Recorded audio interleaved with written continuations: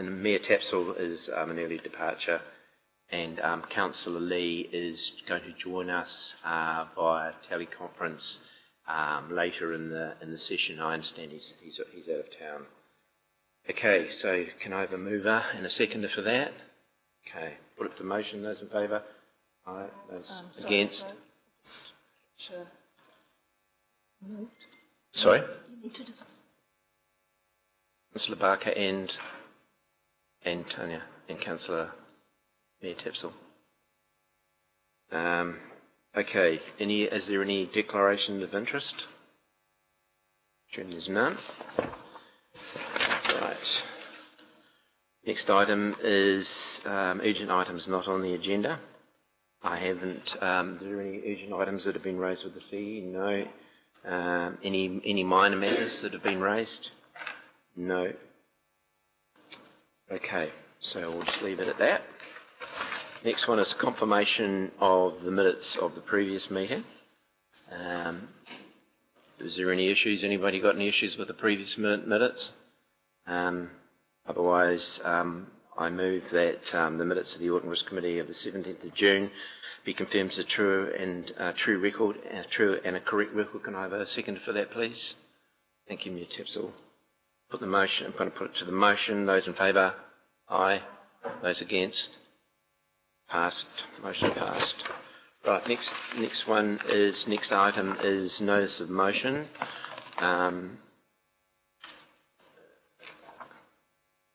Councillor Lee is going to join us at the end of this session before we go into private, and I believe someone's going to give him a ring to make sure that he's on the other end of the line and it's all coordinated properly. So hopefully that all goes to plan.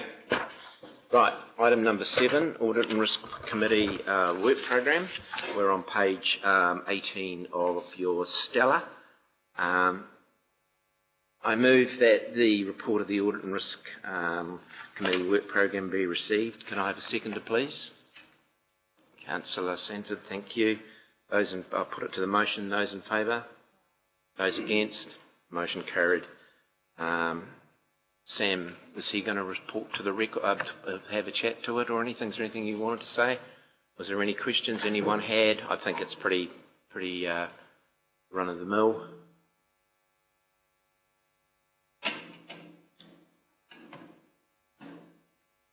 Yeah, no, I've got nothing to add, but since my name's on the report, I'll be here for questions. Yeah. Is there any questions on the work program? There's one item on the work program that I wanted to bring to people's attention, was that at the next committee meeting we've got an item that's scheduled. I can find it here, is professional development and committee performance, and I wanted to speak. I'll speak to you about that later on. But we wanted to do something in that area. But that's all I had to say about the program. Thanks, Sam. I think we're done. Yes. Right. Next item on the agenda. We're on page 22 of Stella.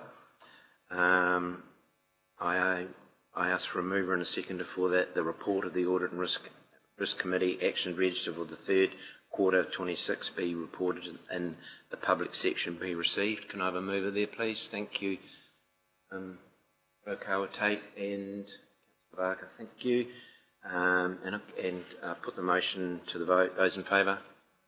Those against? Motion carried. And Sam to answer any questions anybody has on that report.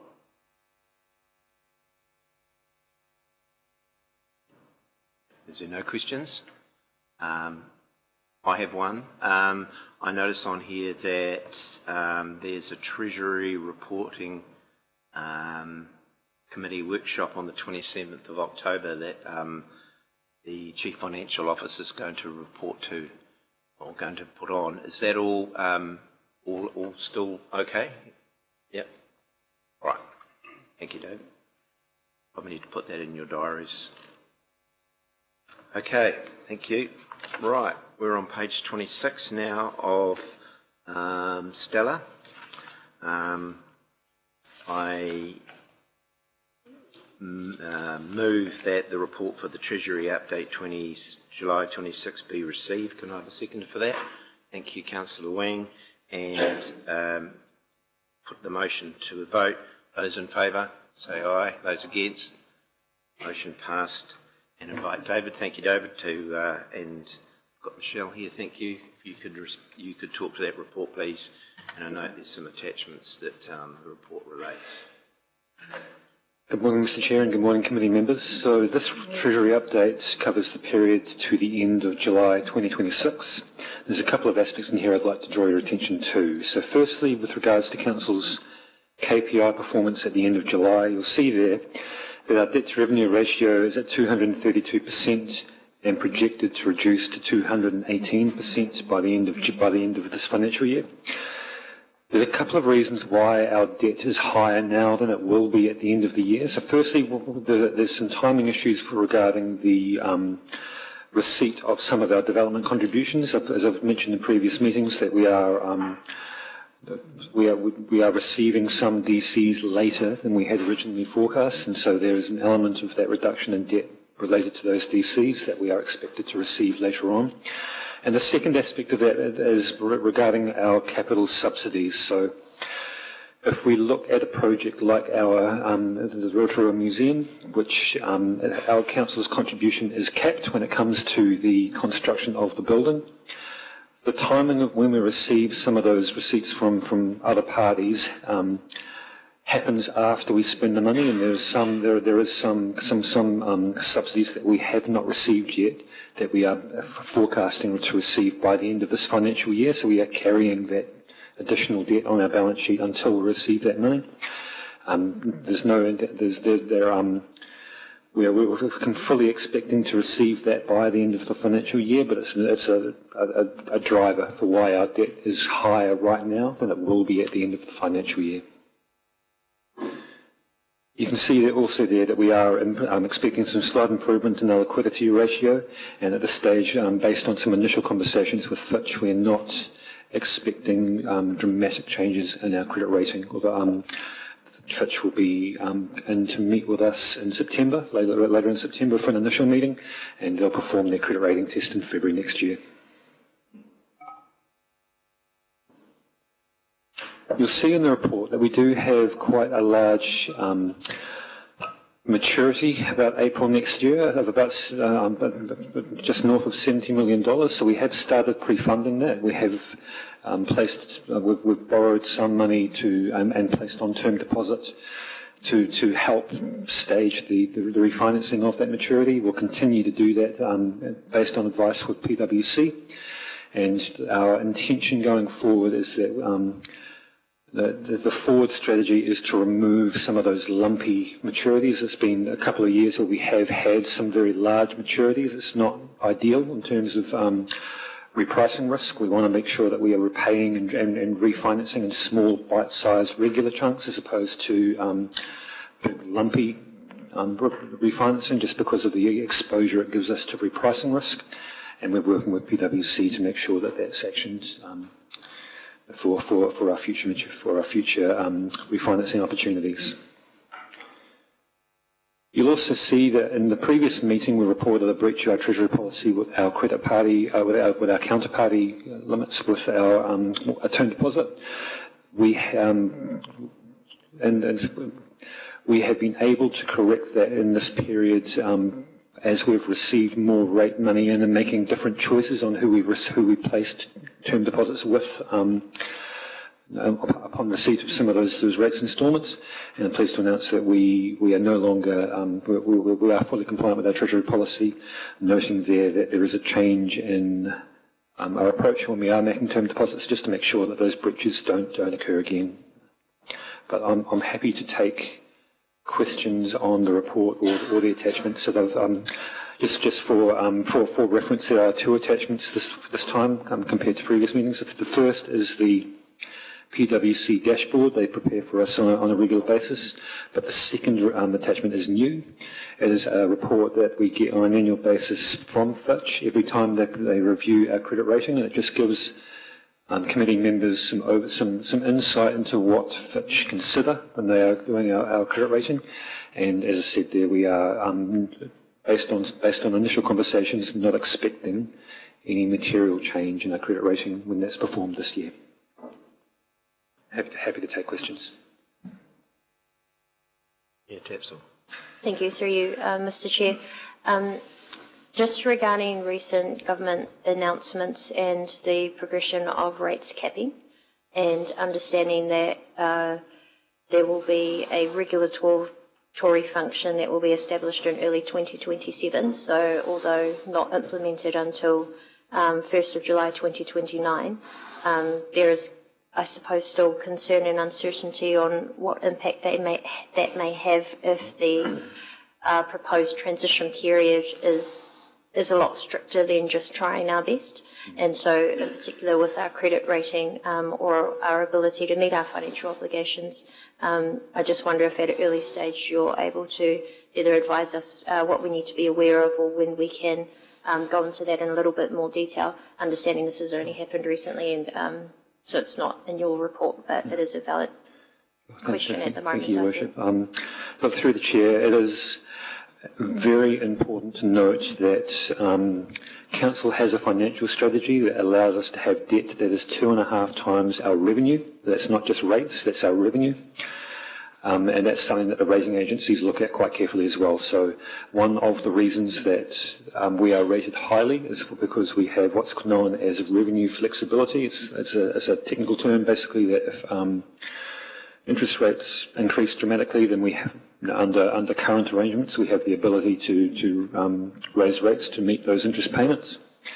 If things were to change and that was that ability to respond to interest rate movements was taken away, then there would be an implication for, at some margin, for our credit rating. We don't know. I mean, it is one criteria of many, so it wouldn't be a significant driver for a reduction in our rating per se, but it would be a consideration the rating agencies would take into consideration when they review not just us but the sector.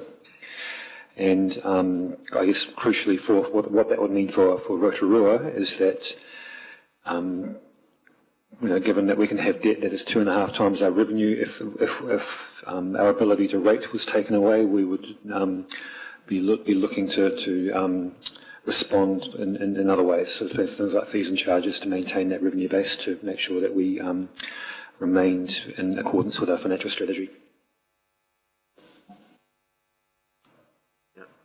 Could I just add on that? I would think that we'd probably have to move to a more fixed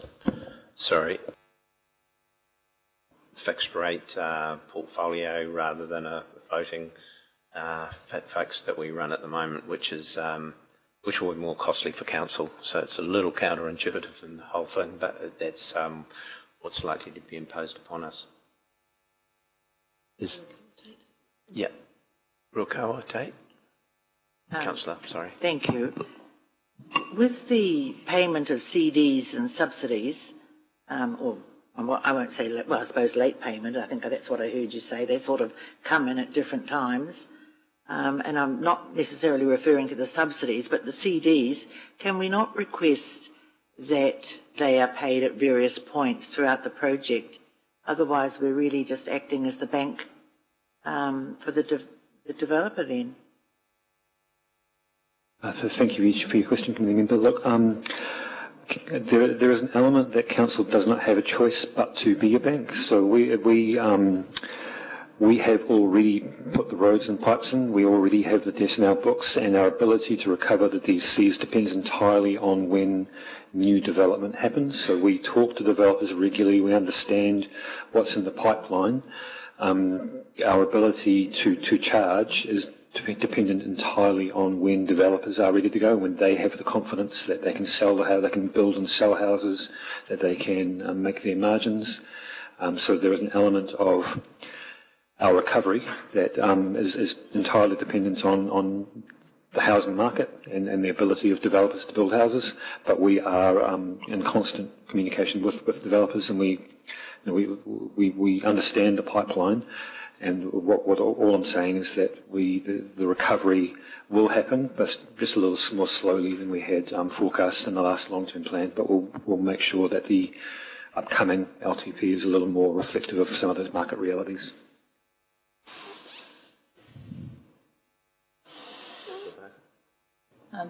Thank you for the report, team. Just looking at the funding instruments that we use, and I noticed that and recently, I mean, we may have done it before, but I'm not sure, we've been using commercial paper as one of our instruments to borrow. Can you just explain why we've used that? Because it's a short-term kind of approach, and what risks there are, and why we might have taken that approach. Thank you for your question. Through the chair, we use an array of tools to refinance debts based on the market and also advice from PwC. There was a period where commercial paper was reflected better value for money for the ratepayer, and there was a period of time where that was deemed to be the lowest weighted average cost way to fund. There was probably in conjunction with the fact that a couple of years ago we believed that with some water reform that there was an opportunity to have some shorter-term debt that could be transferred to another entity. That unfortunately that opportunity was taken away. So we are making different choices now based on the longer term, based on a longer term view, based on conversations with PwC and some more considered view of the market. We are moving away from commercial paper as a short term, especially when we consider things like the rate cap, because we can no longer chase the cheapest. We need certainty, long term certainty, to make sure we don't have that volatility over time. And you'll see that come through a lot more over the next few years, that commercial paper is far less attractive, and long-term borrowings give us that certainty over long term. You have a question? Thank you, Chair. Kai Fong, please. Just wondering, yesterday we had the workshop on the local waters done well, and then got this Fitch rating here. So then what does this look like going forward once we start to ring fence the debt for water services? And then also, what sort of forward reporting could we look forward to when we need to kind of be looking at this in two parts rather than continuing to report as just one entity? Thank you for your question. Through the chair, at the moment, Rotorua Lakes Council has an in-house business unit for water that does not let us enjoy the additional borrowing benefit that a CCO would have. So in the eyes of the LGFA, we are one entity, even though we report separately, we ring fence separately. So we can show that water, the lion's share of council's debt is in water, and that will be reported separately, but it won't free up the non-water to borrow anymore, because we are one entity. If a decision is made to pursue a local water done well CCO in the future, that may change. But as we are the in-house business unit, there's some reports there from Martin Jenkins that were included in the local water done well workshop that showed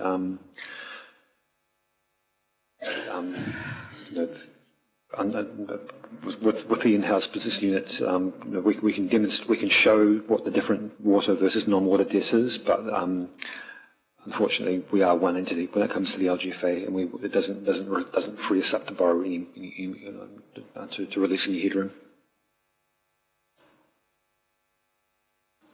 Are there any other questions from anybody? Councillor Patterson. Thank you, Mr. Chair, and through you, and apologies for my tardiness. With the approximate 68 million requiring refinance and another 35 million of new borrowing planned, what would have to go wrong? Interest rates, rates capping, capital overruns or revenue before our present comfortable covenant became uncomfortable? Thank you for your question, Councillor Patterson. Through the chair, look, there are a number of risks that are always present when it comes to running a Treasury function. The things like, if you look at the fact that we can have debt that is 2.5 times our revenue, any time our revenue changes, that has significant risk for the debt we can have. Any time there is significant increase in investment beyond what is planned, that puts pressure on our headroom. But I think the important thing is that all of that is measured regularly. We meet with PwC regularly. We report to Council regularly. We have the ability to intervene if we can see things changing. Things like putting, for example, we could put a project on hold if we deemed it was at risk, or it was putting Council at risk, or we would bring a paper back detailing if we had a concern that revenue was changing beyond what we had forecast in there. So there are always inherent risks in running a Treasury function, but crucially there are always interventions for us to bring a decision to Council to act before things become a problem. Thank you. Do we have any other questions? I've got just got one, David, and I was looking at the PwC report. And I noticed that the tram, there's a stepping down, and we looked like we were in breach, but I think when you look at the numbers, we're not. Can you just confirm that we're not in breach of our fixed floating rate profile? That's the case, isn't it? Thank you, Mr. Chair. No, we're not in breach. We are compliant, but we are at the margins. We are looking at our longer term, especially as we come into the new long term plan with a revised debt forecast and debt and revenue forecast. We are looking at shoring up some of those longer term, mid to longer term positions, but we're not currently in breach of any policies. Thank you. Just wanted to say thank you very much for your report. It's an improvement on the previous one. We've now got a forward-looking view on it, and thank you very much for doing that. It's really good to see. And to Councillor Patterson's question, we're now looking towards the future. We're looking at the covenants in June next year, and we should be forecasting these. So if we see something going awry, we've got plenty of time to react. Whereas, from my take, I think previously we tended to be a little bit reactionary rather than proactionary. And it's good to see, so thank you very much for the approved report. And I also look forward to the Treasury presentation that we're going to have later. I think it's in October, whatever it is in the agenda, and that will answer those questions to Councillor Barker's comments about CP and all those kinds of things. And it's a complicated area, Treasury, and I think it's really important that everyone gets a bit of an understanding of how it all works. And so when you read these reports, you can be much better informed on what they're actually telling you. So thank you very much, David and Michelle. Cheers. Right, next item on the agenda is item 7.4, which is on page 32 of Stella. I asked for a mover and a seconder of the motion that Health and Safety and Wellbeing Performance Report for 1st of June 26 to 31 July 26 be received, that the committee notes the Health and Safety Management System Annual Review 25-26 in Attachment 1, and that the committee notes no notifiable incidents to work and safety in New Zealand occurred during the reporting period involving RCU employees, and that the committee notes that the ongoing delivery of the Health and Safety Implementation Plan and Assurance Program. Can I have a mover, please? Councillor Wang, and a seconder, Councillor Timara Benfield. Thank you. Those in favour? Those against? Motion passed. I welcome Clint and Jesse to speak to the report. Thank you very much. Thank you. Good morning, Chair and elected members. Members will have received both the Health Safety and Wellbeing Performance Report and the Health and Safety Management System Annual Review. We propose that to take both reports as read. Collectively, the reports provide assurance that Rotorua Lakes Council continues to meet its health and safety obligations, while also highlighting key performance trends, progress against our health and safety implementation plan, outcomes from our assurance program, findings from the annual review for our health and safety management system, and preparation for upcoming legislative changes. Pleasingly, assurance targets continue to be achieved. There are no notifiable incidents involving employees during the reporting period, and progress continues against the Safe Plus and broader health and safety improvement program. I will now hand over to Jessie, who will briefly take us through the annual review and answer any questions you may have.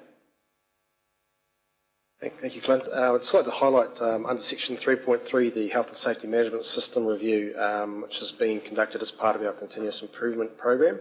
The internal review looked at various elements of our, or the effectiveness of various elements of our health and safety management system, and overall identified good progress against our objectives, with also some challenges and opportunities for improvement, which will form part of our future work programs. So, happy to take any questions.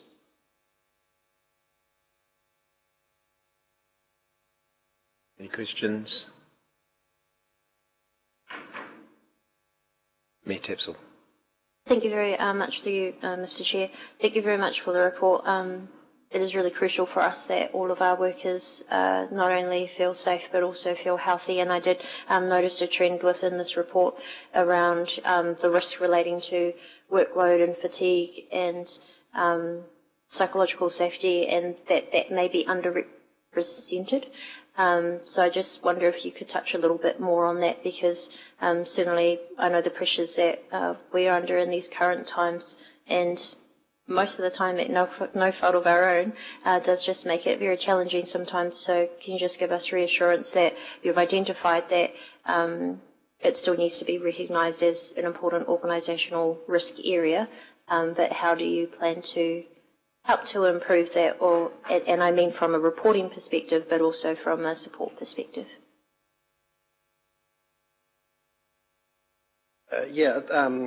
Stress and fatigue is one of our identified critical risks, and we have a really exciting piece of work coming up around our wellbeing roadmap, which is going to be presented to the People Leaders Forum, launched through that in the coming weeks. So that will address those specific risks that you're talking about. Yeah. And we're going to bring that piece to the next audit and risk. Yep.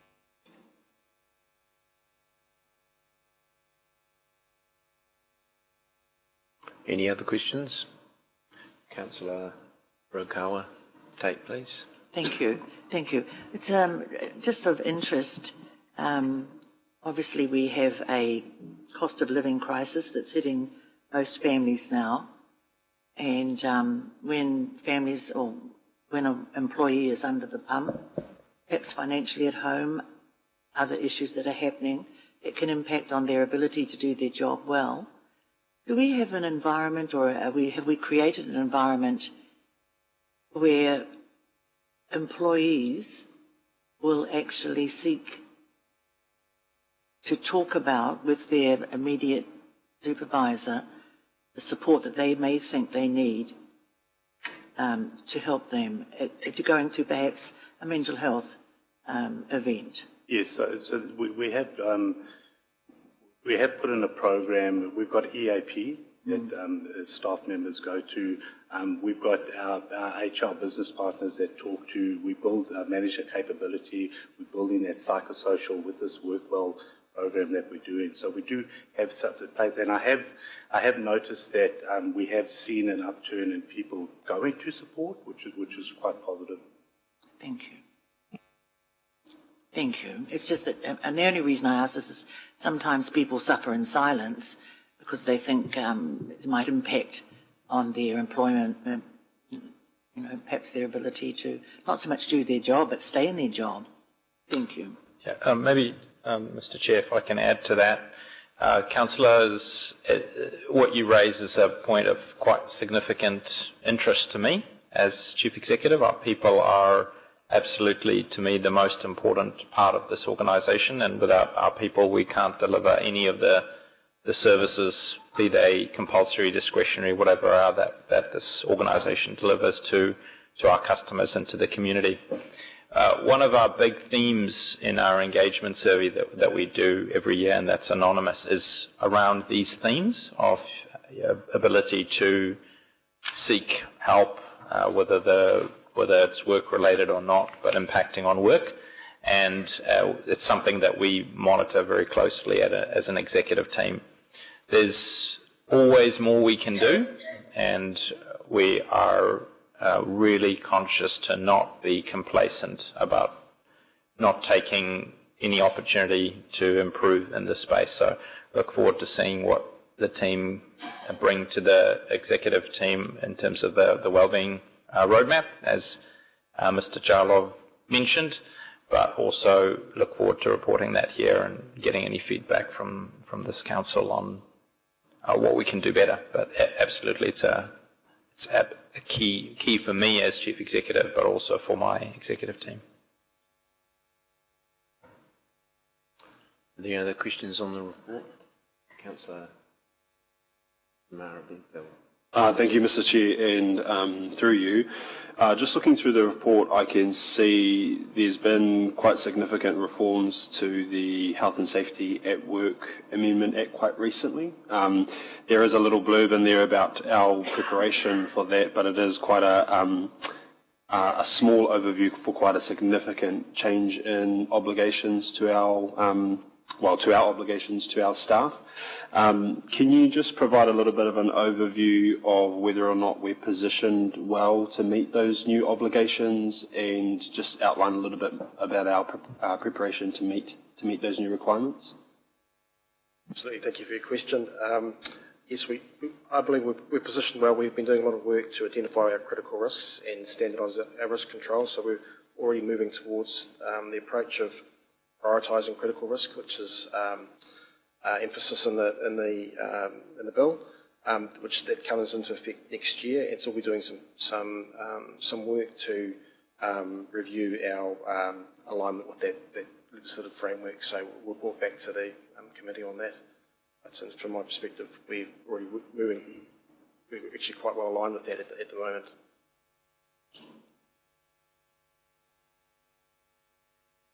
Councillor Barker. Thank you, Chair. Actually, that was partly my question as well. But following on from Councillor Rokawa-Tate, I just notice on page 7 of the report that one of the highest risks to our, appears to be violence and aggression possibly towards our staff, I imagine, and that will have a flow-on effect, obviously, to wellbeing. But I just wondered if you could just assure us that there are mitigations and protections in place for potential situations where this might be an issue. Do you want to start and I'll add on? Yes, we have a comprehensive training program where staff and identified roles that have a high exposure to violence and aggression undertake de-escalation training, as well as some other SOPs and things to support upskilling of staff.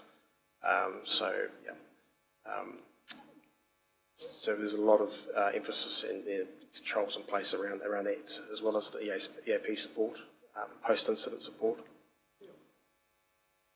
If I can just add 2 specific examples of changes we've made just in the last sort of 12 to 18 months. One is around mandatory avoidance in nearly all instances of staff working alone. And so that whenever staff are faced with potentially encounters with the public that might lead to violence and aggression, that firstly they're not alone as far as practically possible. And I'm happy to come back as an action point to identify where we deviate from that practice. But the second one was we have implemented an unreasonable customer behaviour policy, or a customer behaviour policy, which outlines what unreasonable behaviours we will protect staff from, and what we will take actions to protect staff from those sort of behaviours, which some of what you've referred to falls into that category, and we have activated that a number of times within the last year.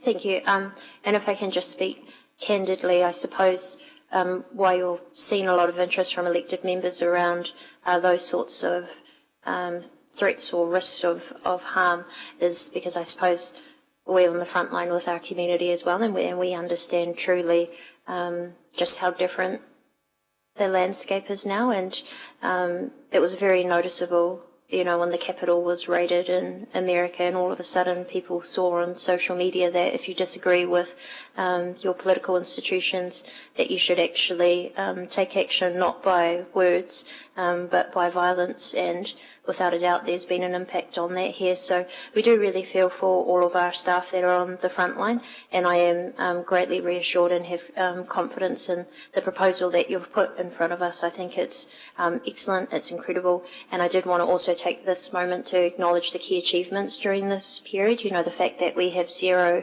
work-safe notifiable incidents recorded, we've had a reduction in our average monthly injury rates, and of course establishment of many formal programs for assistance. I just want to thank you both for looking after our people, and we've heard the words from our Chief Executive himself as well. Our people are our most important asset, and we'll continue to support that as Council. Thank you.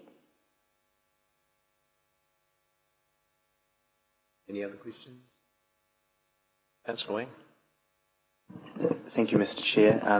Thank you both for the report, and I completely agree with the Mayor's comments around safety for staff as well. And I think from a previous experience, it's always good to have that kind of buddy system just in case, so that staff aren't alone when they're dealing with certain issues. The question was just around the contractor, I think it was page 35, contractor and third-party incidents. So that, great that there were 0 notifiable contractor incidents in the reporting period, but the improvement notice issued by WorkSafe for the contractor doing the visual inspection, can you just talk a little bit more about what's being done to ensure the full compliance? Yeah, so we have completed training operating procedures with relevant staff on working at heights, and clarified the expectations around inductions to site. This ties in with a larger piece of work we're doing around contractor management, so which I will report back to the committee maybe at the next meeting, that will strengthen our contract oversight and contractor management practices. So and so we have till September to comply with that improvement notice. Thank you. So obviously, like, this is for, I guess, a specific issue, but is that, so what you just said, would that be a general, I guess, reminder, I guess, process for all of our contractors, third parties, that are doing work on, council land or assets, etc. General reminder for them as well about, I guess, their obligations when they're undertaking work for council? Thank you.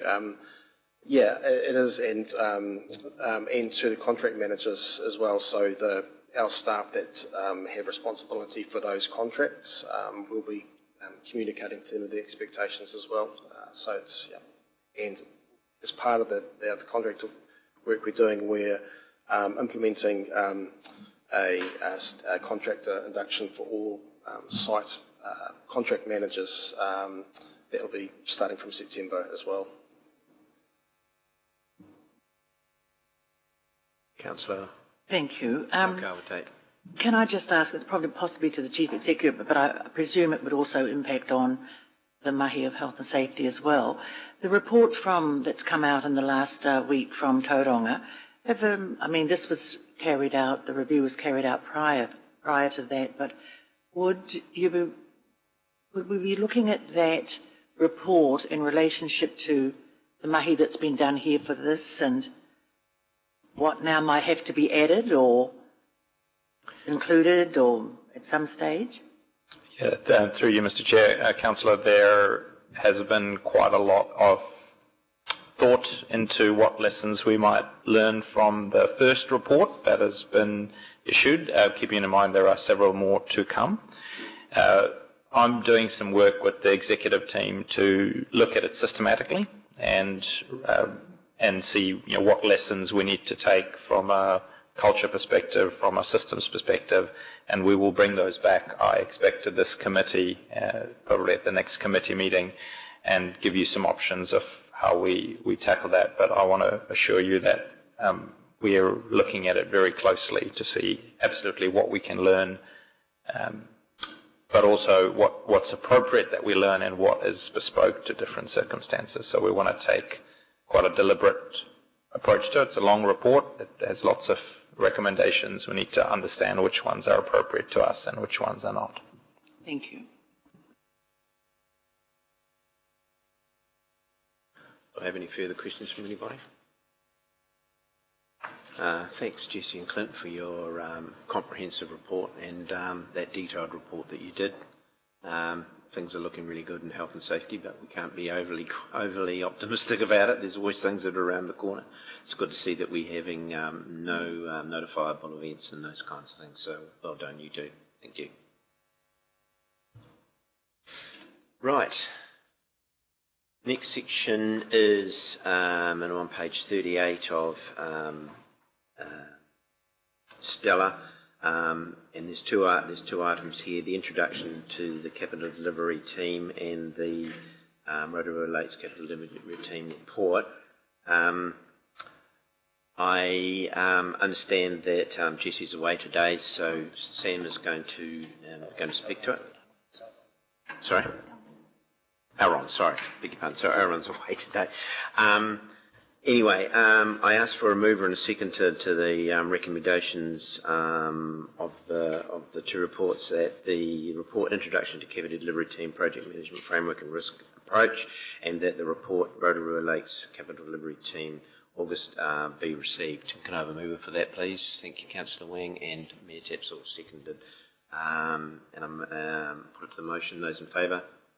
Against? Motion passed. Thank you. Welcome, Sam. Kia ora, Chair, Mayor and Councillors. So my apologies for Mr McCarthy. He's been unwell this week, so I'll lead you through the presentation, but all the information is contained in your pack. There's a couple of the colleagues from the team up the back who I'm sure will chip in, and the chief executives across the awesome work that this team does as well. I note that in the publicly excluded part of the report, there's an example of the types of work. So the information in that report's not necessarily vital for the work of the committee today, but an example of the types of things that we'll talk about. So just a quick introduction to the capital delivery team. So it was established in 2025, and so to look at the way that we can do capital projects a little bit differently, in particular the big capital projects. So they currently look after over $400 million of projects. So that's the infrastructure investment for growth, stormwater, so the IIG, the wastewater treatment plant upgrade, the recovered water project, the Tarawera wastewater scheme, and the Rotorua Museum restoration. And as you'll probably all be aware, all of these projects are starting to come to an end, and so the team is starting to pick up other projects across the organisation as those kind of start to wind up. Importantly too, down in the bottom in that capital control space, the team also has an organisational wide role in developing and maturing the framework systems and controls across project government, project management and project risk management. So they effectively do, in other organisations call it a project management office or a PMO, so they do that role as well as delivering and supporting the delivery of projects generally. So they work through this project life cycle that I have up there. I don't propose to go through it in depth. You all have it in your papers, but again, this is just a bit of a run through of what the team is up to. A key one too is post-project reviews, and so while those big projects that the team's been working on haven't come to an end yet, so there hasn't been a post-project review for any of those big ones, we are starting to get close on a couple. They also support the teams on those other projects across the organisation in terms of the way to do post-project reviews and making sure that that's a big part of it. And I know, Chair Timmer, that's a big focus of yours and will be part of the ongoing discussion at this committee. And another key area is the risk management approach. So one of the really big focuses of the team is around risk management, both not just health and safety, but financial risk, enterprise risk, all of those types of things, and that individual project risk. And so while I guess our risk specialist across the organisation looks at probably the organisational risk, and we've probably done quite a bit of reporting to this committee on organisational risk, this really focuses on that project risk aspect. And to the point earlier around the Mawao report, that's one of the key findings, is the probably lack in that space of focus on project risk. Instead, they had a focus at organisational wide risk level, and so the team really focuses on a project by project basis those types of risks themselves. And this is an example of this is the risk management assessment framework that goes through, and my apologies, I did note when I was preparing this that 2 jumps to 4 in this diagram, whereas it actually should go across to 3. We don't skip out 3. So that's the process that the risk assessment goes through. Again, take it as read. And capital project delivery governance, and I know a number of you are involved in different governance groups around the projects as well, and so this ensures that for those big projects that there's solid project governance in place, but also how that on the spectrum of the amount of project governance that's needed, given the size and complexity of the project, that we have an appropriate level of governance that also doesn't slow down the project, but actually gets the really good insight of people. And so some of those have external people on, some of those have elected members on, and some of those have, they all have internal staff on board as well. And they're then jumping into the enterprise risk profile. So again, this is the audit and risk. So this is the way that risk is looked at across the capital delivery team, and some works underway to marry up the way that the organisational risk approach works with the capital project one. So the capital project existed, and now we're looking to make sure that they line up. And I would pass to the Chief Executive. Thank you, Mr. Fellows. Just want to take this opportunity to point out that some of this work will come to you very shortly in terms of your inputs for the long-term plan, which is around risk, appetite and tolerance, because it's all very good for staff to try and manage risks, but we need to understand and get sign-off from you of what your appetites and tolerances are across these different categories of risks. And we'll be, Mr. Patterson there will be making very clear that we can't have low risk across everything, because everything's a trade-off, and we need to understand what your tolerance and risk is across these different ones, so we can bring you a program of work, resourcing, controls, etc., that supports your risk appetites and tolerances. So just a plug there for work which will be less you receiving reports from us and much more input from you into what you think the right settings are for this organisation going forward. Thank you. And finally is just the continuous improvement process. So that is really focused on those delivery reviews, but also understanding any lessons that we learn from any of the projects, how we can apply them to other projects, and also support the rest of the organisation, even if it's not in a project space. And so also not just learning from the things that go wrong, is really leaning into how we learn from things that have gone well, which often is the hardest space to learn from. But yeah, working on those lessons learnt and then making sure that those flow through, so we don't need to necessarily only learn from times when things go badly. And yeah, that's it. But I welcome any partai that anybody has. Councillor Sanford. Thank you, Mr. Chair, and yeah, thank you for the report and all the attachments as well.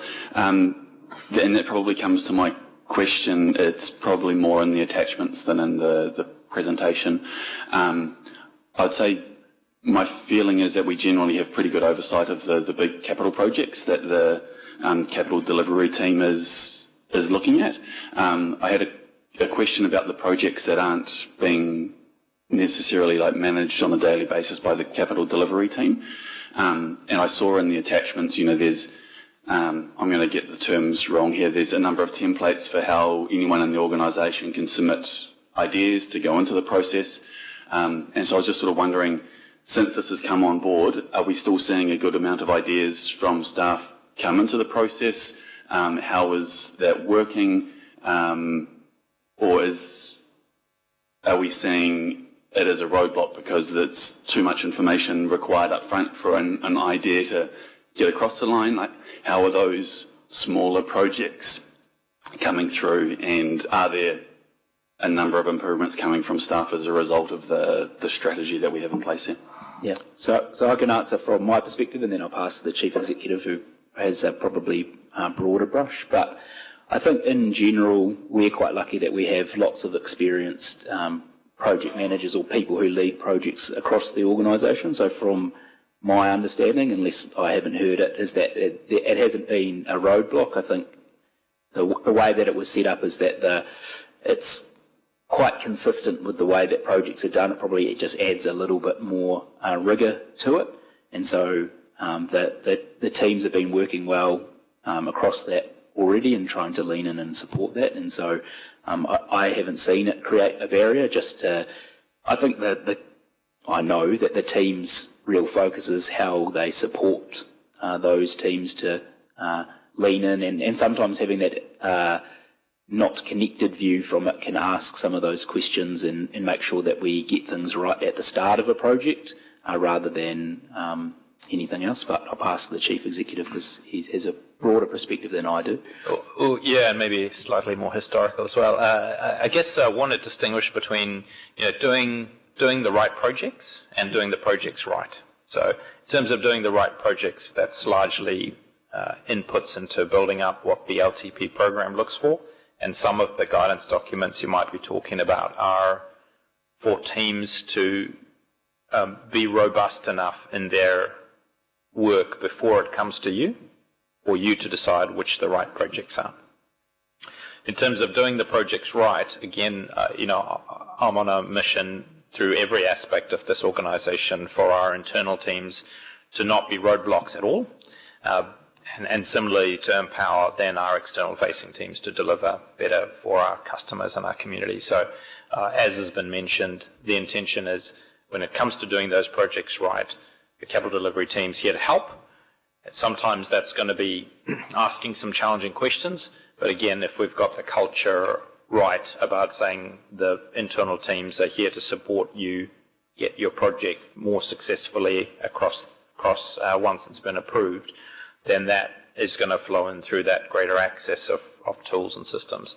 And I'm seeing a good balance of both, where I'm seeing the internal teams go back to other business units and saying, actually, we really think you need to think about this a bit more, which is good because that's a good check, balance and improvement. But also the other way around, hearing business units come back and say, I've got some really good advice from the capital projects team, like this template, like that work, and that's helping me deliver better. So overall, the trend, I think, is positive.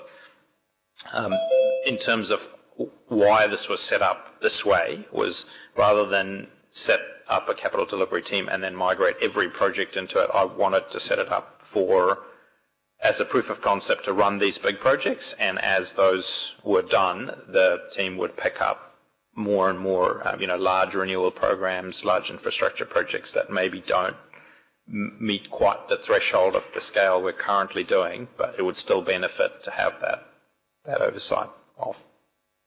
So I've probably answered most of your questions. If there's more in there, happy to catch up offline and talk about them as well. Right, I think Councillor Barker was next. Thank you, Chair. Thank you, Sam, and I just want to extend my thanks to Elrond and his team for the work that they've done on this piece of work that has made a noticeable difference to what we see in front of us as governors, and also around the project steering group tables as well. It's made a huge difference. And I was just looking at the post-project review part of this process when we reach Gate 6 and we're closing out the project and we're doing the report, learning the lessons and looking at the improvement actions that will go back through the organisation and going into future projects. From a governance perspective, what can we expect to see from that lessons learned report? Will it land in a committee here in some respect, or back in the infrastructure committee, or have we not got that far yet, since we haven't really gone right through the full cycle of a project yet? Yeah, so the way that that will work is that in those project steering groups, they'll get that. So even if it's some time after it, we'll get those project steering group back together to do the lessons learnt and that post-project review, and then they'll be reported through to infrastructure, the way that the projects are continued at the moment. So you make sure that they get reported there in the first instance, and then into the infrastructure committee after that. Great, thank you very much. Councillor Patterson. Thank you, Mr. Chair, and through you. And this carries on from the topic that Councillor Sanford raised. So regarding the ideation process, at what point does a potential project become sufficiently developed that we get involved and must explicitly authorise it before any further material or time or finance is expended on it? Yeah, so that's, I mean, there's not a set time, but that's through the long-term plan process. So we make sure that it's, I mean, we all as an organisation, not just the team, make sure that it's developed enough, that there's enough information for all of you to make a decision on, but also that it's not so far down the track that it feels like you can't get out of it type thing. So yeah, it's hitting that right balance, and obviously making sure that that's right sized for the project, and so we're very focused on not spending too much resource on, I guess massively front loading the work on a project if it's a relatively small project, but also understanding that for some projects there will be a level of resource required to be able to get it to the stage to bring it to council for a decision. I'll pass to the Chief Executive. Yeah, I think as Mr. Fellows has covered, it's different depending on scale and what problem the project's trying to solve. So basically, if it's a renewal of an asset, we'll probably do a little bit more work than we would if it's a brand new idea. And so you talked about ideation. I'll give you a really good example of where we've done very little work, in fact, or virtually no work, because we don't know what the solution is, and that's recovered water. That's a project that very early has come to council, and council's doing a lot of work to shape what that solution might be through the working group, and then final decisions with council. And staff are not doing any detailed design work on what that solution might be. If I look at a different project that might be a pipeline replacement, we might do more work because there's virtually very few options besides to keep that pipeline in place, and that's where we might do more work. But to understand potentially what are some of the risks of installation, what are some of the geotech conditions we might need to consider, and so then the information when it comes to you to approve is more precise, and you can make a better informed decision. So I think it depends, and I think you've seen probably examples of both where we've brought you things that we've done quite a bit of work on because we feel that's appropriate, and others where we've done very little work on because we're really waiting your direction. Thank you for clarifying that. Any other questions? Yeah, thank you, Sandra. Thank you, Chair. Carry on. That's right. I just wanted to commend both you, Mike, as Chair, that we are now focusing very much on this capital delivery stuff, and particularly the post-project reviews. It was something that was probably not, we were not as diligent about following up on, but also just to commend both the CE and Elrond and his team. This has been great to see this piece of work starting to come together in terms of just having that discipline around our project delivery. It's been a big focus for council around ensuring that we do have projects that are delivered on time and on budget. And I know that's a difficult thing when you say on time and on budget, because there are just so many things that can go wrong, but what you've done with the team. Mr. CE is just to bring that discipline to the team, and I think it's great to see this sort of reporting framework coming through audit and risk. So could you please just pass on at least my congratulations and thanks to the team. Any further comments, questions? Okay, I just wanted to reiterate your comments too, Sandra. Thank you very much.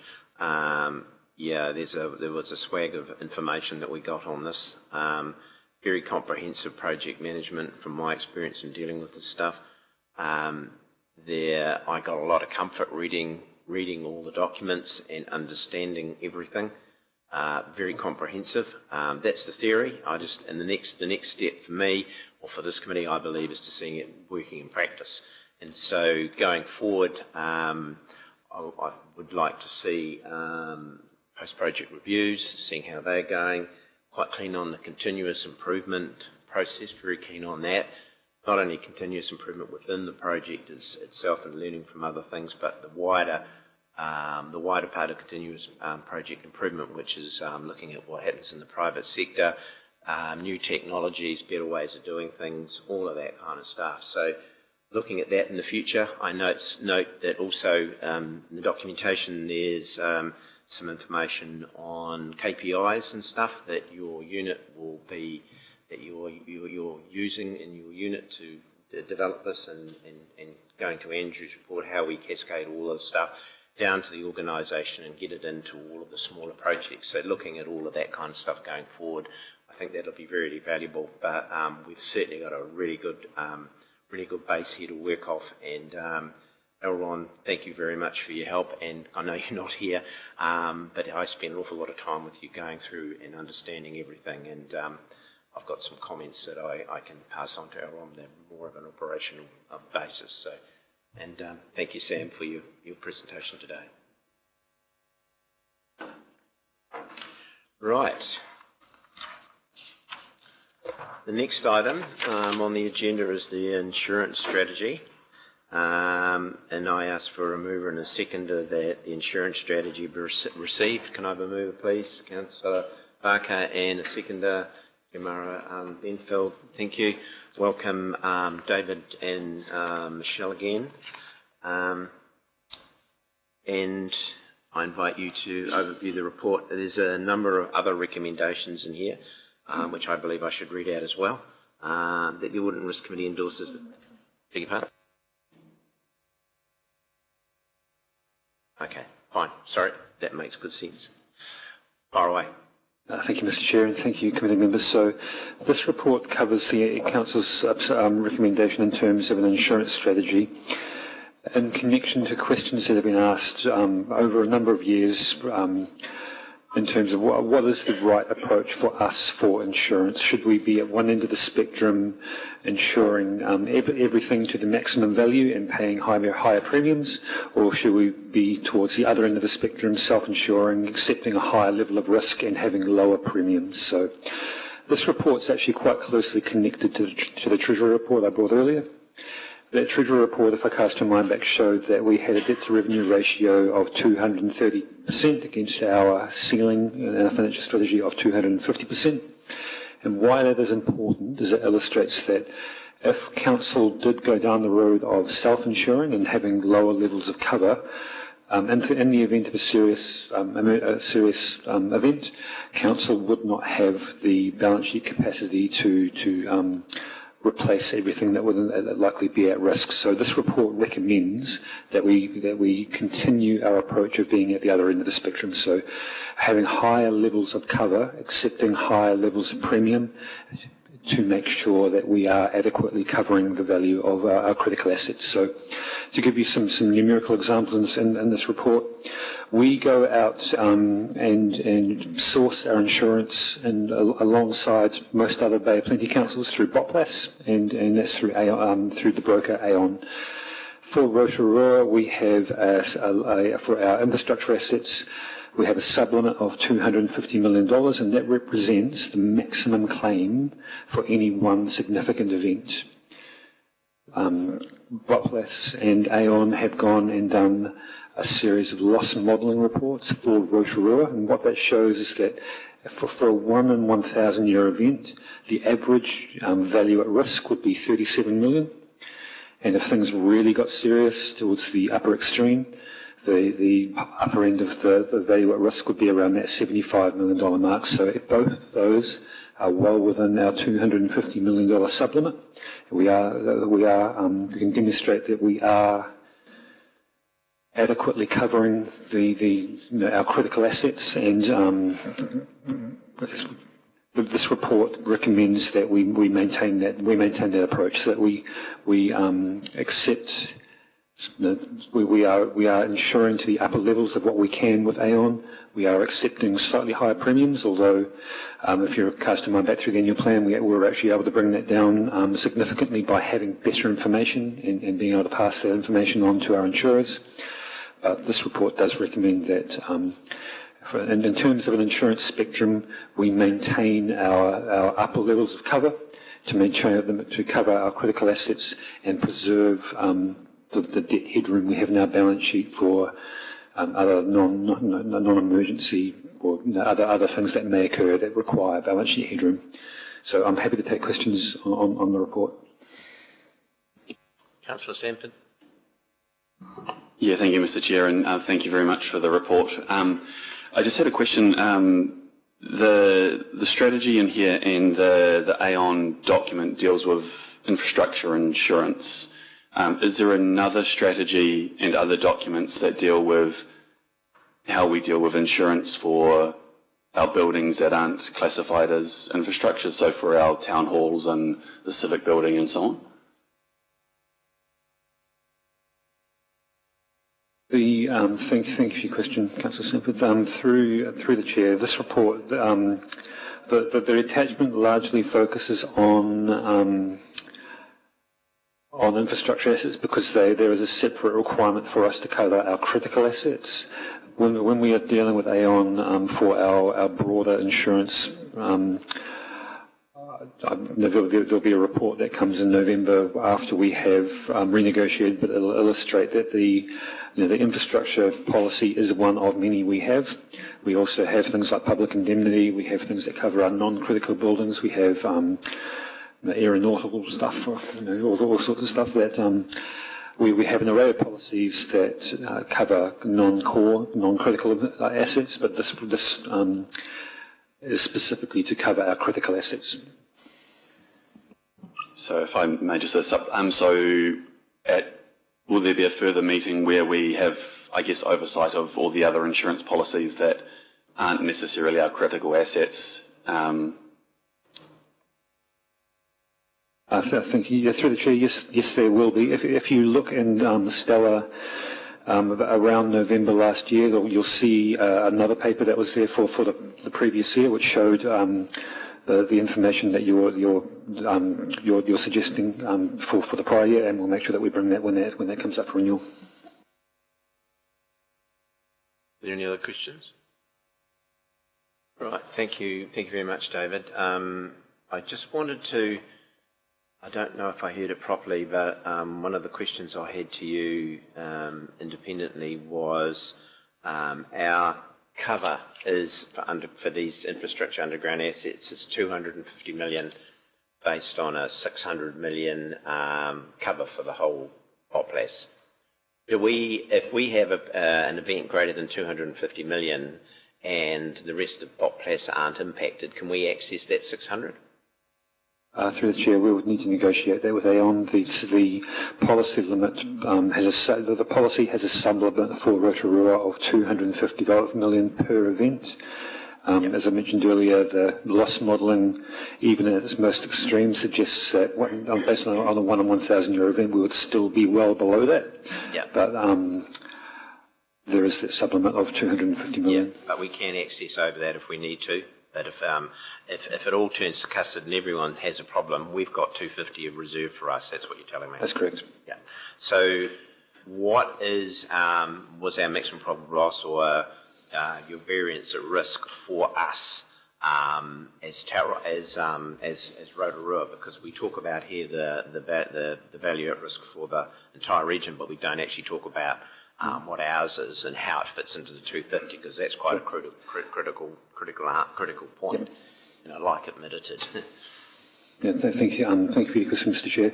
So, as I touched on briefly, the Rotorua specific maximum probable losses based on a 1 in 1,000 year event, the average is 37 million, and the upper extreme, the upper quartile, is 75 million. So both of those are within our sublimit, and we have a deductible of $1 million per event. So, that's 249 million.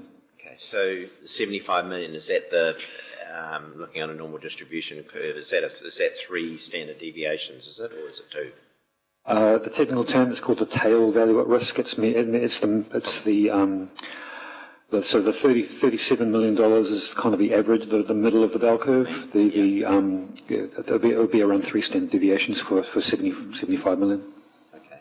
So I'd like to pass a motion at the end of here that we record that, because that's quite a critical thing. The other one I wanted to ask you is, in a worst case scenario, what is our actual excess in all of this? Because you've got the 60-40 thing going on, but the government, we've got to pay a little bit beforehand, and then we've got our deductible and all of that kind of stuff, and before you know it, all just goes like this. I thank you for your question, Mr. Maybe Chair. that's a question when we do the next the next paper, because we're going to look at the above ground assets. Thank you, Mr. Chair. I would agree with that. Yeah, so maybe I've answered my own question. Okay. And in terms of the valuations, have we got a standard where we're going to do the valuations? Because obviously, if we're totally relying on insurance, the valuations are going to be absolutely critical, as is identifying the assets. But the valuations are pretty important that we get those right, because if we get those wrong, we're in a bit of trouble. Thank you, Mr. Chair. Yes, we have a policy of renewing, of revaluing every asset class within a 3-year triennium. That's every asset class gets valued within 3 years. However, that's for accounting, though, isn't it? That's for accounting and for insurance. Okay. But we on an annual basis, when we renew our insurance, we do update for known knowns. So things where we've recently completed something, for example, we have cost, and so the revaluation is one opportunity for us to update values, but we do update for other known knowns through that insurance process as well. Okay. Right. Thank you very much. I don't have any further questions.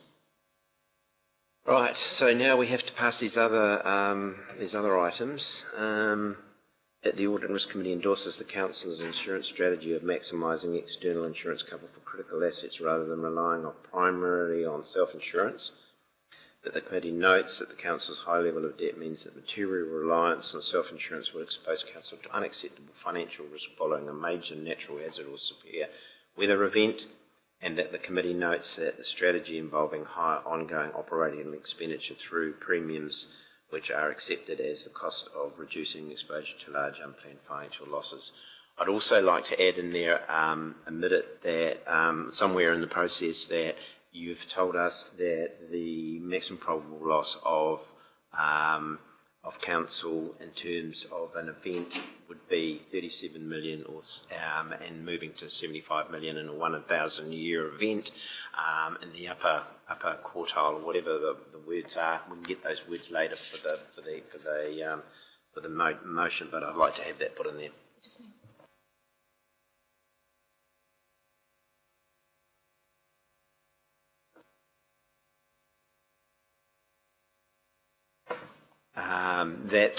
That the Committee notes that the maximum probable loss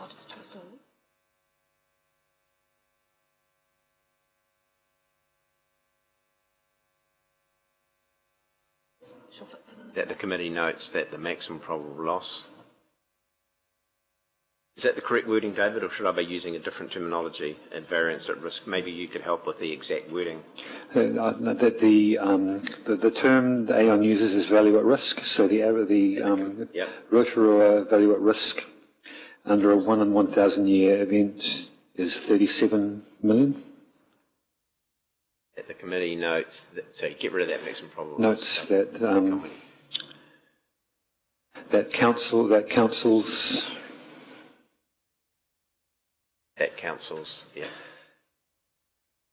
value at risk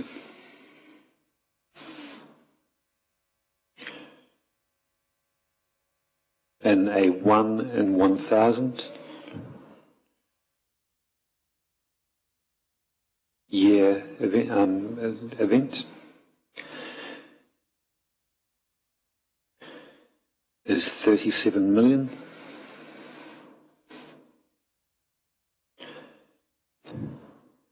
Comma, rising to 76 million. And an extreme event. I'm sorry, I'm not. I mean, I'm a little cautious about putting words that may have insurance implications into a resolution without being an expert myself. Those are the two. So the value at risk, the value at risk is 37 million. The tail value at risk is 76 million. That's probably more. Yeah.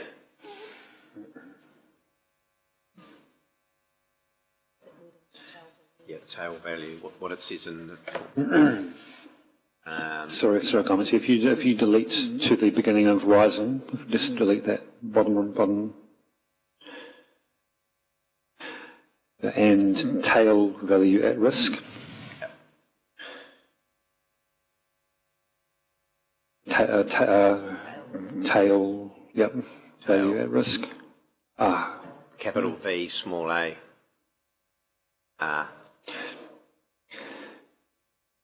Is 76 million. Yeah, thank you. Cool. Yep. Need to change the first bit, that. Yeah, T-A-I-L.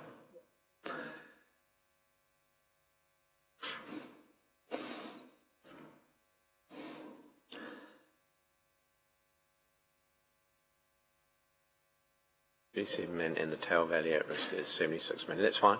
If we could just change the very beginning, that should be the committee. Yeah. Is there a dollar sign as well? Yeah, dollars. Throw those in. Do it. Right. Thank you very much. Sorry, I should have done this beforehand.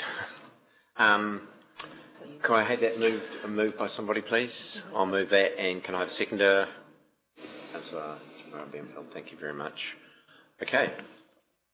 Put those in favour of the motion. Those against. Motion passed.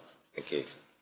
Thank you very much, David. Thank you very much, Michelle. That's great. Let's make an action point, please, that when we bring the paper on insurance to the next committee meeting, that we do the similar exercise for the above ground assets, the buildings. Thank you. Right. We now have a notice of motion from Councillor Lee.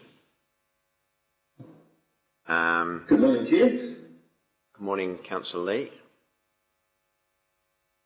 This way. So,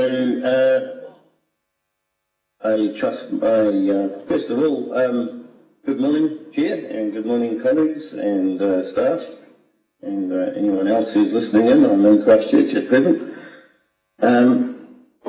My notice of motion that I have brought really is an expression of my confidence in this committee. I have had some of this information available to me for some years now and haven't quite known what to do with it. I took a personal interest in the Westbrook Sports Precinct, which was one of the case studies I referred to in my notice of motion, and it came along in 2021 or 2020 it was. And so I've tracked it all the way through before getting elected onto council. And so I'm concerned about how this item managed to get into the long-term plan, and also another.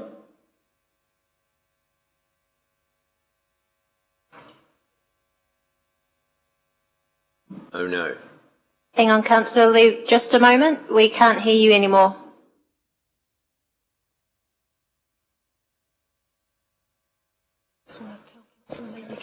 That happened, bearing in mind that we are about to go into, or we are already in the midst of, preparing another long-term plan. So, in the case of the Westbrook Sports Precinct, that was debated at a Strategy, Policy and Finance Committee meeting in May 2021, which I attended for 2 days. A recommendation was made to Council, which considered the item on the 29th of June 2021. That motion was lost. I was present at the chamber at the time, along with more than 100 other people from Springfield. It was a significant moment. So, as far as I'm aware, Council never made a decision to put that item into the long-term plan. Similarly, with the Waikawa Bay Reserve Committee, I served on that committee in the last term, and I became aware that they seemed to have some significant sort of budget that they were planning to expend, and made inquiries as to where that budget came from. And again, to the best of my knowledge, Council did not consult on that $10 million item, and Council has never made a decision to put that item into the long-term plan. So, colleagues, I'm seeking your support that we understand what happened in the previous 2 long-term plans, so that we can hopefully avoid such other misfortune and items sliding through without our notice. I'm happy to take questions. Mayor Tipsell. Thank you, Mr Chair. Through you, and Councillor Lee wasn't here at the start when we asked for declarations of interest, but I will just give him an opportunity now to declare his interest in terms of his personal property being on the sides of where the Westbrook precinct was held. I think that's quite relevant, given his very strong personal interest and also his advocacy as leading what had been quite publicised at the time protest against council action. And as we know, subsequently that didn't proceed. But if he does want to return the Westbrook Sportsfield precinct back onto the table for the long-term plan, I'd be surprised, but we'll be open-minded to including that if he wishes to change that. Well, thank you, Your Worship, for bringing that item to your attention, my attention, given it still is a concern to you, despite the fact that I addressed this item when we debated it last term. But for the sake of repeating, well, it bears repeating. So my interest in the Springfield Golf Course is in common with the rest of the Springfield community, in particular 100 other houses who also live around the Springfield Golf Course, and my interest is in common with the 5,000 plus people who signed the petition that I presented to Council. So my interest in the golf course is not different from the interest of the community that voted for me and that I represent. So I do not own shares in the Springfield Golf Course. I do not have any other unusual relationships with the golf course other than that shared by the rest of the community. So I will not be declaring a conflict of interest as I didn't last time. Do we have any questions of Councillor Lee on his proposed motion? Right. Well, Councillor Lee, would you like to put the motion to the committee, please? Eh?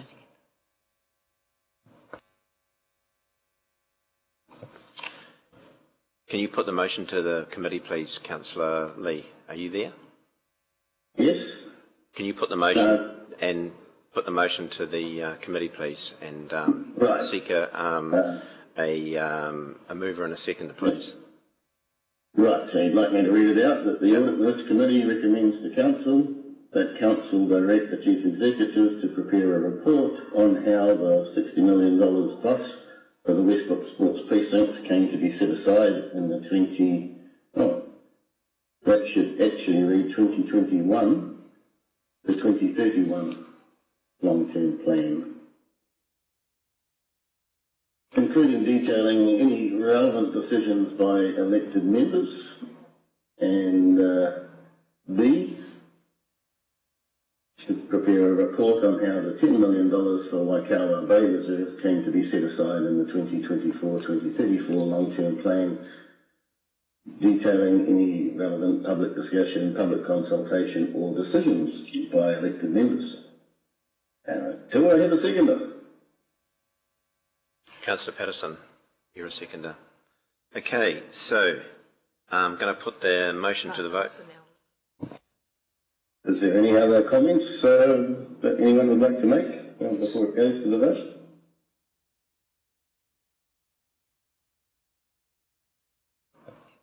Yeah, Tapsell. Thank you. And apologies if I'm expressing this with a bit of frustration, but I feel that we're wasting a lot of precious time when we should be focusing on things that our community do actually care about. We've already covered this in quite substantial detail in the past.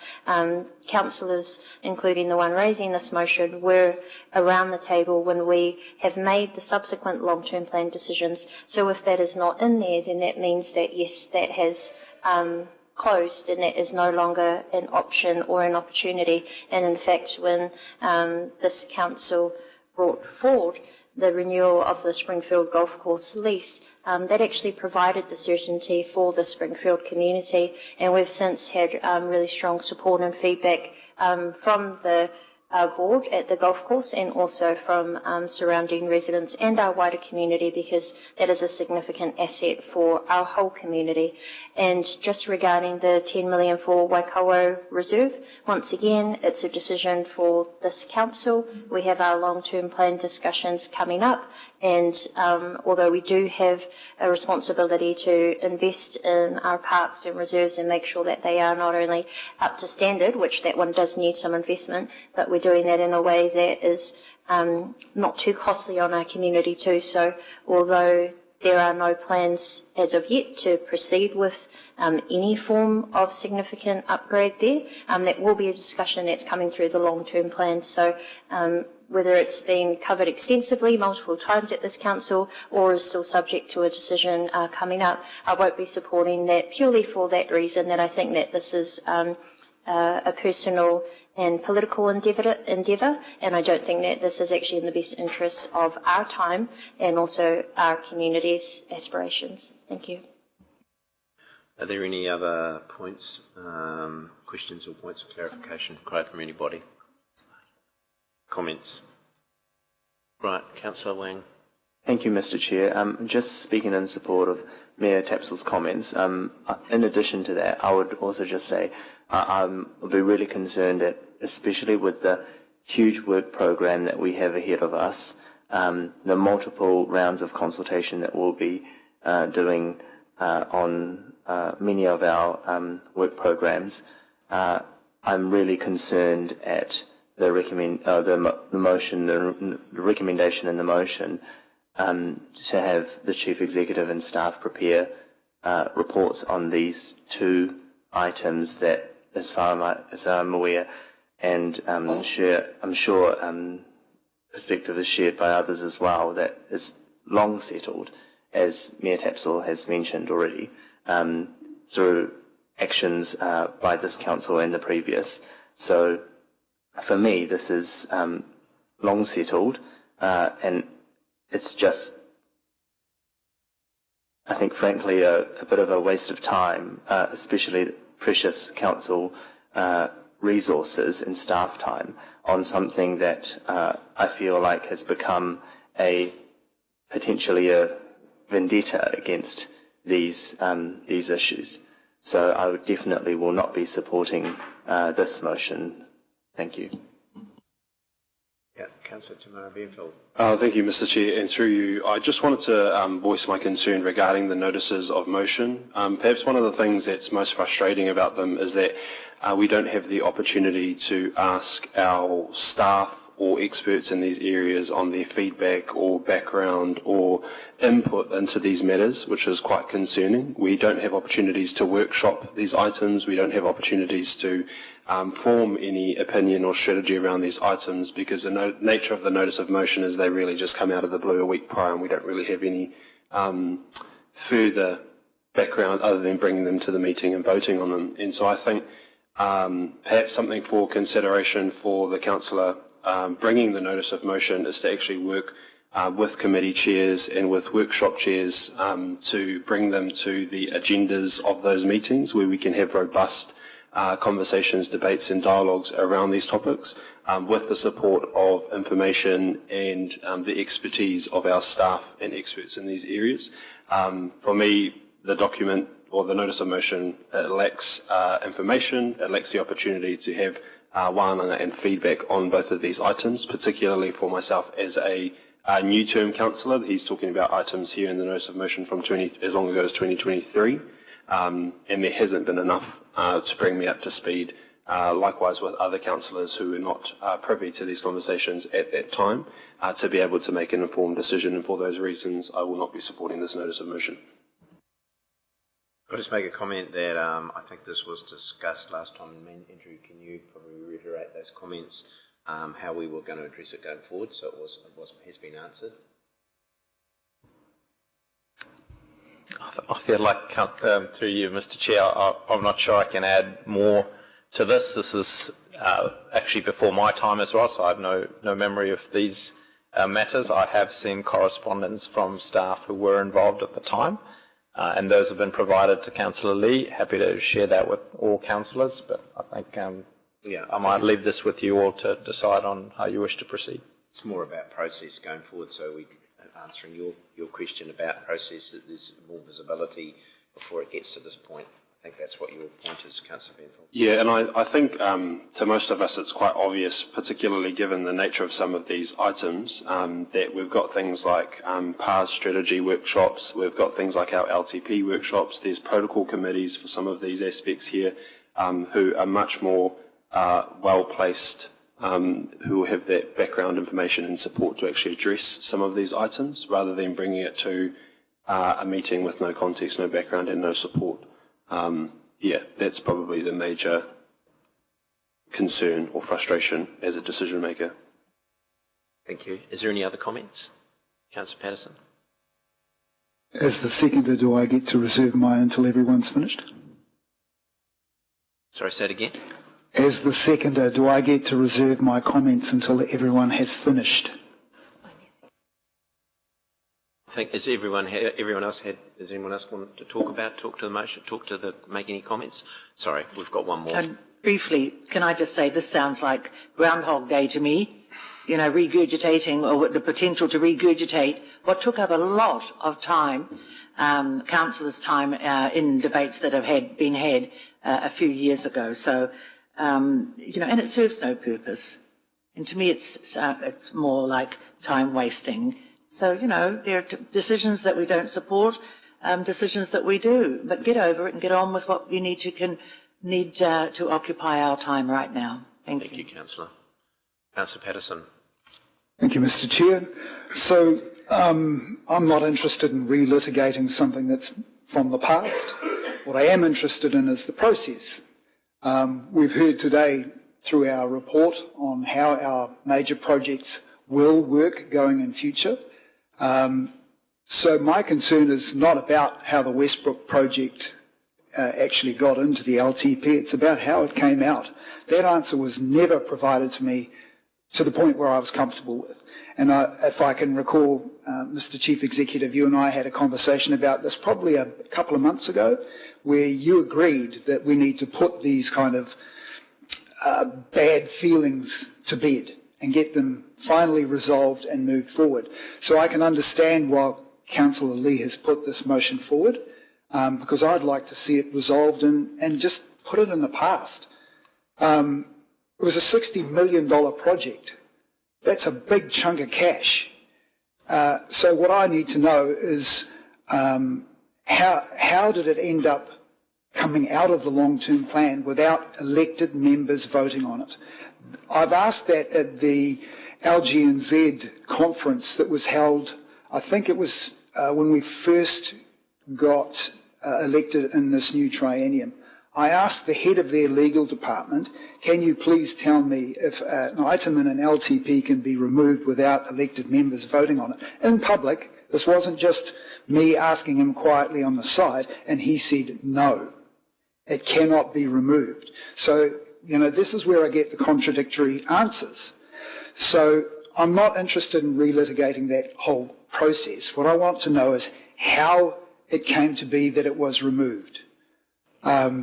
And this is all about us having decisions and the difference between how the process works. I love what we heard earlier. That's absolutely the way it should function. This didn't function that way, in my opinion, which is why I'm supporting this. It's not about relitigating that whole concept in that time. It's about how it got removed. We cannot afford to have things coming in and out of long-term plans without us making that call. That's what this is about. Okay, thank you, Councillor Patterson. Councillor Lee, you got any final comments before we put this to the motion? Oh, sorry. Yes, I do, Councillor, Mr. sorry, Chair. beg your pardon. Councillor Max, hang on a minute. Councillor Maxwell's got his hand up. Beg your pardon, Mr. Lee. Councillor Maxwell has his hand up. Oh, okay. Thank you. I just wanted to add something to the debate here. And you're right, that's a long time away. I think I recall we had in the meeting in the notes that are here, we met in June 2021, but where it's getting a little bit more confused. At the time, I think we were dealing more with the Springfield lease thing that was coming up urgently, and so it sort of steered my voting at the time to support it. But I want to make sure that the whole of the Westbrook Sports Precinct, the money that's been set aside there, is not taken out because we've got it confused up with the Springfield Golf Course. But I'm also just concerned how things can happen quickly in since that time, 5 years. How are we placed now with the way the government has just recently told us that the rates capping is 4%? I'm wondering, Madam Chair, if we can get an answer to that. Yeah, we're not taking answers to your questions at this juncture.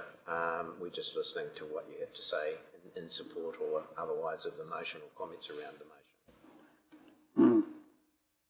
Okay, so is there any other... I won't be supporting the vote. Is there any other comments? As it's Councillor Lee, final comments, and then we will put the vote to the motion. Excuse me, Mr. Chair. Excuse me, Mr. Chair. Could you use your microphone, please? Or please put it on. Yes, sorry. Thank you. Beg your pardon. Do I need to repeat that? No. I heard you, Mr. Chair. Good. I could have brought this notice of motion to the Council Committee, but I brought it to the Audit and Risk Committee, Chair, because you're an independent auditor, and this item is somewhat outside of my area of expertise, and I was wondering if you could, I mean, contrary to some of the comments that we've heard so far, I'm not interested, as Councillor Patterson said, in relitigating any of those issues. What I'm concerned about is the process that allowed these items to get into the long-term plan. So it's really very much a process question that I have. I was wondering if, as independent chair, you might be able to shed some light on this topic and the appropriateness or otherwise of this motion. I'm advised I can't answer that question.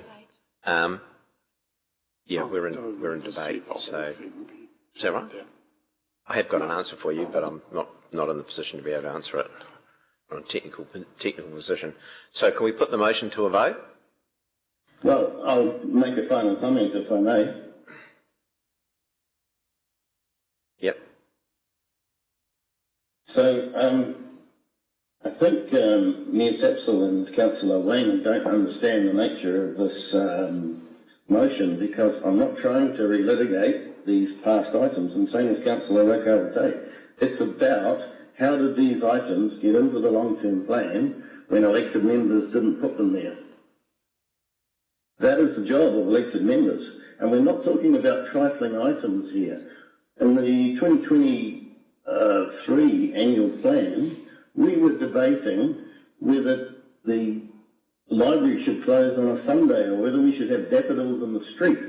We were looking at saving pennies everywhere we could, and here we've got a $60 million item that appeared out of nowhere and a $10 million item that appeared out of nowhere. There seems to be something wrong in our processes, and as we head into yet another long-term plan, I think the public, the ratepayers, need some assurance that such items are not going to slip through the cracks again. We need to understand how these items got in there.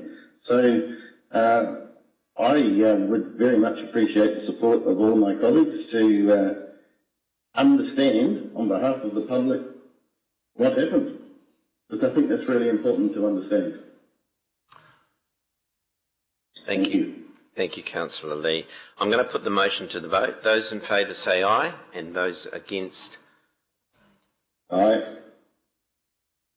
We have two people for it, which is Councillor Patterson and Councillor Lee. And are those against? It's the balance. Councillor Maxwell, Councillor Tamara Brown, Tamara Benford, Councillor Baker, Councillor Fong, Councillor Tapsell, Wang, Rokawa Tate and Councillor Sanford against. The motion is lost. Could that vote be recorded, please, Chair? Yes, it will be. Thank you. Thank you for your time. Right. I think now, and then we'll move into private session, and the break will do for 10 minutes, 15 minutes. So back here at 25 past 11. Thank you. Right. Now figure out what's wrong with my